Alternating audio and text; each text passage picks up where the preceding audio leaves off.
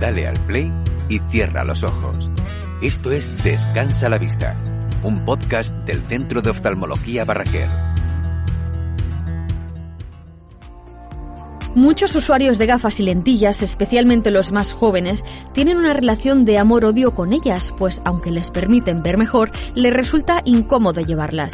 Gracias a la cirugía refractiva, los oftalmólogos consiguen reducir al máximo la graduación de estos pacientes, ya sea miopía, hipermetropía o astigmatismo.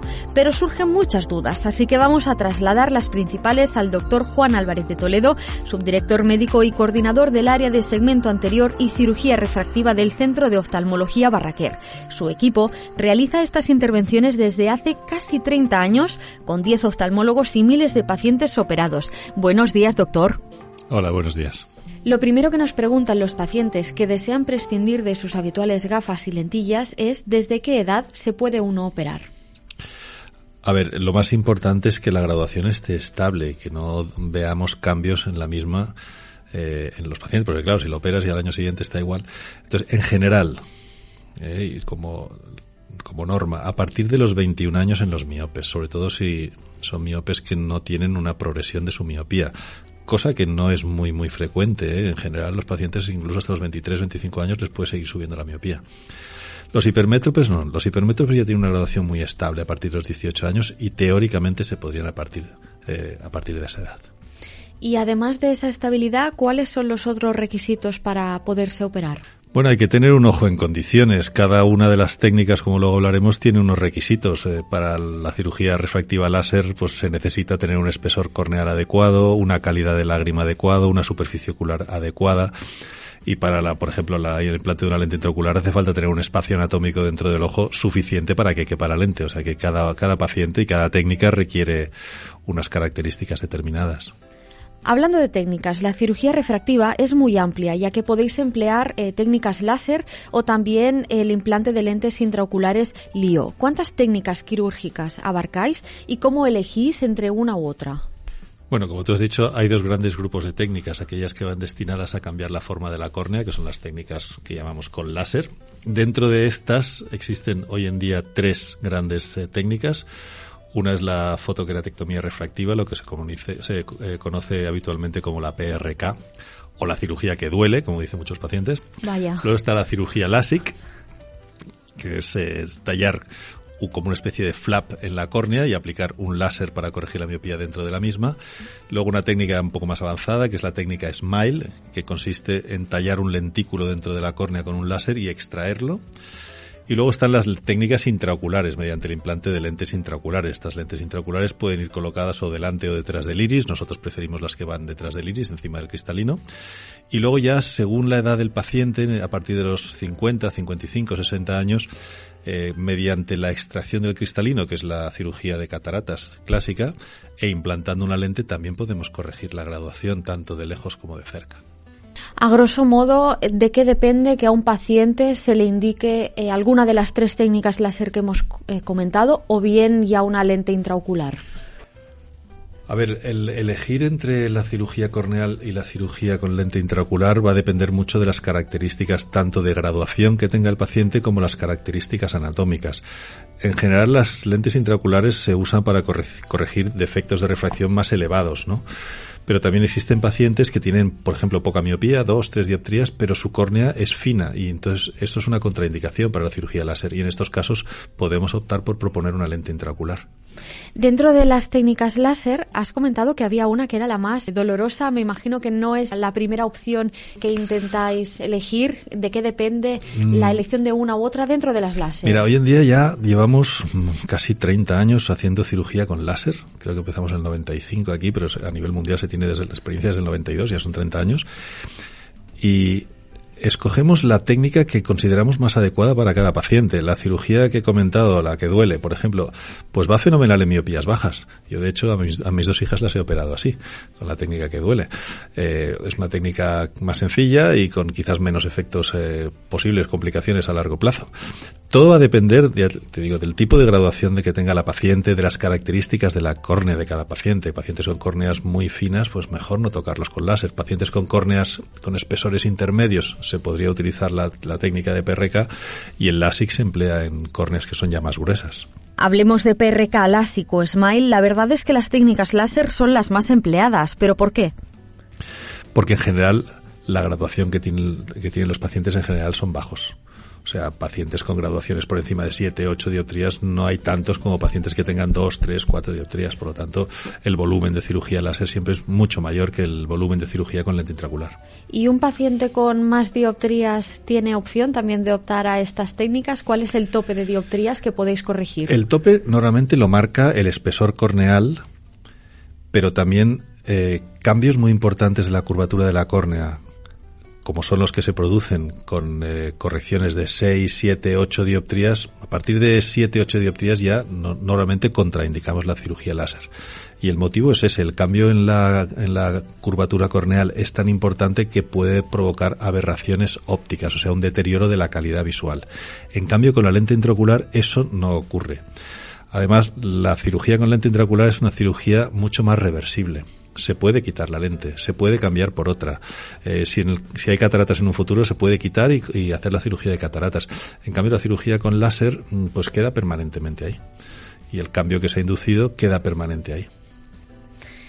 Toda cirugía conlleva sus riesgos. ¿Cuáles son y cómo hacéis para minimizarlos? Bueno, hoy en día la cirugía con láser, quizás el riesgo más importante es la sequedad ocular. Riesgos que puedan dar mucho miedo a los pacientes, como infecciones, que hayan problemas con el corte o con el tratamiento con láser. Realmente hoy en día la tecnología los ha reducido, no a cero, pero prácticamente. Pero sí que a los pacientes que se operan con láser se tiene que estudiar muy bien la superficie ocular y la calidad de la lágrima, porque quizás la complicación más frecuente es la sequedad. Y esa sequedad puede ser leve o puede ser importante. Y entonces un paciente que tenga una visión excelente, pero que tenga una mala lubricación y una mala calidad de la película lagrimal, se convierte en un problema, y además para siempre. Por lo tanto, es muy importante para mí el hacer un buen diagnóstico de cómo está la superficie ocular de ese paciente antes de decidir operarlo. ¿Y cómo son los preoperatorios de tus pacientes? Bueno, se pasan una mañana entera aquí haciendo pruebas y les miramos todo prácticamente a nivel ocular, evidentemente, pues superficie ocular, la tensión, realizamos topografías que son mapas de la curvatura de la córnea, medimos el espesor, medimos la calidad, medimos la pupila, cómo funciona la pupila en condiciones de poca luz, de luz mediana, de luz intensa, les miramos el fondo de ojo, les miramos el cristalino, la tensión, prácticamente una revisión ocular completa para intentar ver si no existe alguna causa que pudiese ser un impedimento o una contraindicación para la realización de la cirugía. Y a veces es también muy importante saber decir que no al paciente, ¿no? Sí, normalmente eso ya lo hacemos en la primera consulta. Uno con un poco de experiencia ya pide las pruebas necesarias en la primera consulta para saber si el paciente es candidato o no. Aunque sí que nos encontramos a veces con sorpresas de pacientes que vienen a hacerse el preoperatorio y tienen algún problema que contraindique la cirugía. Evidentemente, pues hay pacientes que tienen una exploración totalmente normal y luego, pues por lo que sea, hay un problema mayor de sequedad inesperado y siempre hay algún paciente en el que tienes una complicación que no te esperas. Pero sí que la finalidad de la cirugía refractiva es mejorar la calidad de vida, no empeorarla. Entonces, si vas a realizar un acto quirúrgico a un paciente y vas a empeorar la calidad de vida, pues mejor no realizarlo. Eso, evidentemente, dentro de la ética médica y la ética profesional.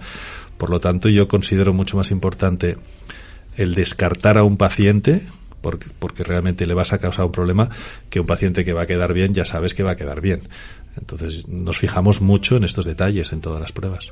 ¿Cuánto duran estas cirugías, ya sea láser o bien con implante de lentes, y cuándo comienza el paciente a notar los resultados?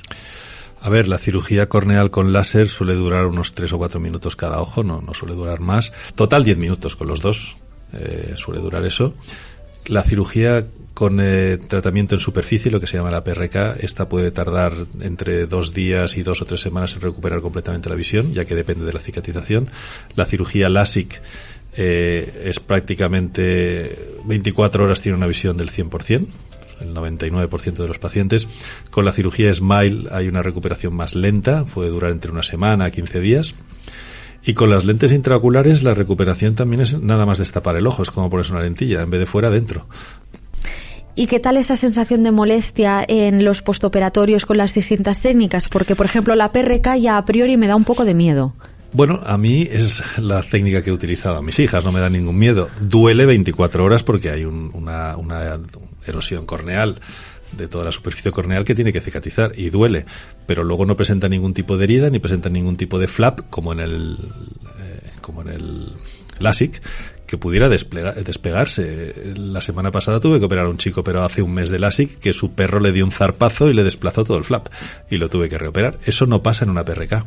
Y afortunadamente en casos muy minoritarios. Y casos sí, pero bueno, por ejemplo, pacientes con baja miopía o pacientes que jueguen a fútbol o que tengan actividades deportivas, militares, oposiciones a policías, bomberos, todos estos se operan con técnicas en superficie. También tenemos la técnica SMILE. La técnica SMILE también es una buena técnica para prevenir cualquier complicación, ya que no existe flap. O sea que... ¿Y la SMILE sí que es prácticamente indolora? Sí, lo que pasa es que la recuperación visual también es un poco más lenta. Se habla mucho de la duración o la efectividad de la cirugía refractiva. Por ejemplo, hay una chica que nos comenta lo siguiente. Tengo 20 años y deseo ser madre hacia los 30. Me gustaría operarme ahora, pero no sé si vale la pena porque me han dicho que cuando me quede embarazada me va a cambiar la graduación y volveré a necesitar unas gafas. ¿Es eso cierto? A ver, y hay tantos casos como personas hay en el mundo. Entonces, primero, con 20 años no se puede operar. Eso es mi criterio, ¿vale? ¿Por qué? Pues si tiene miopía, si fuera hipermétrope, porque yo me esperaría como mínimo hasta los 21 años y que documente que la miopía no le ha crecido, si no le haría esperar un poquito más. Entonces, la pregunta normalmente va por el embarazo. Entonces, ¿el embarazo puede modificar o no la graduación? Cuanto a menos graduación hay, menos posibilidad hay de que se modifique. Yo, de hecho, he operado a mis dos hijas que tienen 25 y 29 años y van a ser madres dentro de 4, 5 o 6. Aquí tengo 2 compañeras operadas de miopía, han tenido 2 o 3 niños después y no se les ha modificado. Hay personas a las que sí que se les modifica. En general, el embarazo suele producir modificaciones en miopes altos, en miopes de 7, 8, 10, 15, 20 dioptrías. En gente joven puede pasar, pero es mucho menos frecuente. Y si este caso del que estamos hablando tuviera astigmatismo o hipermetropía, ¿cambiaría de parecer? ¿La operaría? Hombre, la hipermetropía sí que no varía con los embarazos, y el astigmatismo, si es un astigmatismo puro, algún caso podría ser. Tampoco suele variar. O sea, estos dos casos sí que se podrían operar. En el caso de operarse a través del implante de lentes intraoculares y no con el láser, otra de las dudas es si las lentes pueden resultar perjudiciales para el ojo. A ver, cualquier paciente que se opera con una lente intraocular fáquica, que son las que se utilizan en cirugía refractiva, sin quitar nada dentro del ojo, este tipo de pacientes ya se les dice que tienen que venir una vez al año, ya que estas lentes a largo plazo en algunos pacientes pueden producir cataratas. En algunos pacientes, también de forma muy muy rara, podrían producir glaucoma. Puede subir la tensión porque los miopes son mucho más propensos a tener glaucoma. Entonces, con la lente intraocular también puede haber variaciones tensionales en algunos casos. Entonces, estos pacientes deben ser vigilados anualmente. O sea, la cirugía en sí, casi te diría que es más fácil poner una lente casi que un láser, y es una cirugía de 4 o 5 minutos con un resultado espectacular. Un paciente con 10, 12 dioptrías al día siguiente viendo un 100% con una lente sin ningún problema. Realmente es espectacular. Pero estos pacientes tienen que seguirse vigilando, sobre todo por el futuro. Son pacientes miopes. El ojo miope, un miope alto, es un ojo patológico, un ojo que puede tener problemas. Ya no solo por llevar la lente, sino por otros muchos problemas que puede tener en el futuro. Vamos con otro caso. Un paciente de 50 años que se quiere quitar las gafas. No tiene cataratas aún. ¿Qué opciones tendría? Un paciente miope de 50 años tiene 3 o 4 opciones. Una es usar gafas, otra es usar lentes de contacto, que serían para mí las más aconsejables. Luego existe la posibilidad de realizar un implante de una lente intraocular, una ICL, para mí. Lo que pasa que eso es una autopista hacia la catarata. Si se pone la lente intraocular, en 5, 7 o 10 años puede tener una catarata. Eso puede pasar y el paciente tiene que saberlo. Y la última opción sería quitar el cristalino y poner una lente intraocular que le corrigiera la visión a todas las distancias. 50 años para mí es demasiado joven para esa técnica, para quitar un cristalino transparente en un miope. Yo me esperaría sobre los 55 o 60 años. ¿Y cuáles son los casos en los que sí está indicada esta otra técnica que comentas? Es decir, realizar una cirugía refractiva en la que vaciáis el cristalino transparente colocando ahí la lente intraocular.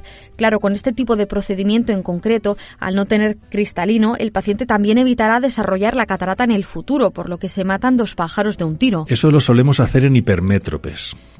Los hipermétropes, operé a mi cuñada, yo pongo ejemplos de mi familia a los cuales he operado. Operé a mi cuñada con 52 años y tenía 2 dioptrías de hipermetropía. Entonces, al quitarle las gafas, al quitarle el cristalino, que es lo que le ha dejado de funcionar desde los 40 a 45 años, lo sustituimos por una lente que le da una buena visión a la distancia lejana, media y cercana, una lente progresiva. Paciente miope tiene un problema, que el paciente miope tiene la retina mucho más delicada. Entonces, al quitar el cristalino, quitamos un volumen. La lente intraocular tiene un volumen mucho menor, con lo cual hay mucho más movimiento del líquido dentro del ojo y eso puede producir problemas sobre la retina. Entonces los miopes tienen una tendencia mayor que los hipermétropes a tener un desprendimiento de retina después de una cirugía de cristalino. Por eso somos más conservadores. Entonces intentamos esperar o no operar a este tipo de pacientes si no hay una justificación, como puede ser una catarata. Si hay una catarata no hay ningún problema, hay que operarse. Claro, hablando con un cirujano como tú, vemos que hay multitud de técnicas. La cirugía refractiva está ya muy extendida y puede resultar complicado escoger centro con una oferta tan amplia. Lo fundamental sería dar con un equipo con años de experiencia que realice un preoperatorio donde se mire absolutamente todo y que realmente se maneje si aparecen complicaciones. ¿Es realmente importante elegir un centro u otro? Sí, hombre, evidentemente, sobre todo cuando uno tiene un problema. Todos los cirujanos tenemos problemas, esto es así, pero lo importante es que el cirujano que opere a esa persona pues tenga experiencia en resolver problemas, que el equipamiento sea el adecuado, etcétera, etcétera. Pero lo que tú has comentado, la experiencia te da unos conocimientos que primero ya no operas a quien no debe operarse y luego que cuando hay una complicación la sabe resolver mucho mejor que alguien que no tenga experiencia, obviamente. Además de la experiencia de vuestro equipo, ¿cuáles son las ventajas de elegir Barraquer para realizarse una cirugía refractiva? Bueno, aquí en la clínica pues somos un grupo de cirujanos que ya tenemos casi 30 años de experiencia con las técnicas de cirugía refractiva. Disponemos de la última tecnología en cuanto a sistemas de láser, microscopios, lentes intraoculares. Realizamos una exploración preoperatoria a los pacientes muy completa. Realmente los pacientes se quedan sorprendidos de que nos hemos estado toda la mañana haciendo pruebas, nunca me habían mirado tanto. Esto realmente creemos que es importante. Y eso de cara a poder seleccionar correctamente a los pacientes y saber quién se puede operar y quién no se puede operar. Y luego pues los cirujanos que formamos el equipo pues tenemos una amplia experiencia y sobre todo tenemos la capacidad de resolver cualquier tipo de complicación. Incluso estamos hablando de problemas graves en la córnea. Aquí disponemos de cirujanos con amplia experiencia también en trasplantes de córnea y también en casos pues severos pues también podríamos resolver cualquier tipo de complicación. Por último, ¿cómo son los resultados de vuestros pacientes? Bueno, la gran mayoría de los pacientes están muy contentos y muchos repiten la misma frase: es lo mejor que he hecho en mi vida. Hay que tener en cuenta que los pacientes que tienen defectos de la graduación altos tienen una cierta minusvalía visual. Yo difiero un poco de la gente que dice, bueno, operarse de la vista es una cirugía estética. A ver, realmente un miope de 8 dioptrías en un incendio en un hotel por la noche, si no está con las gafas puestas, no sale. Entonces, el poder ver, simplemente el hecho que para muchos es lo normal, ver normal, para esta gente con estas dioptrías no es lo normal, pues devolverles esa calidad de vida es fundamental. Entonces los pacientes están muy contentos, la gran mayoría están muy contentos. Evidentemente el que tiene una complicación pues no lo está tanto, pero que son muy pocos. Que son muy pocos, realmente son muy pocos los pacientes que tienen complicaciones. Pues doctor Juan Álvarez de Toledo, subdirector médico y coordinador del área de segmento anterior y cirugía refractiva en Barraquer, muchas gracias por acompañarnos en este podcast. Gracias a vosotros. Y os recordamos que usando el hashtag Descansa la Vista podéis volcar todas vuestras preguntas sobre salud ocular en Facebook, Twitter e Instagram para que las vayamos respondiendo en los siguientes episodios. Gracias por acompañarnos.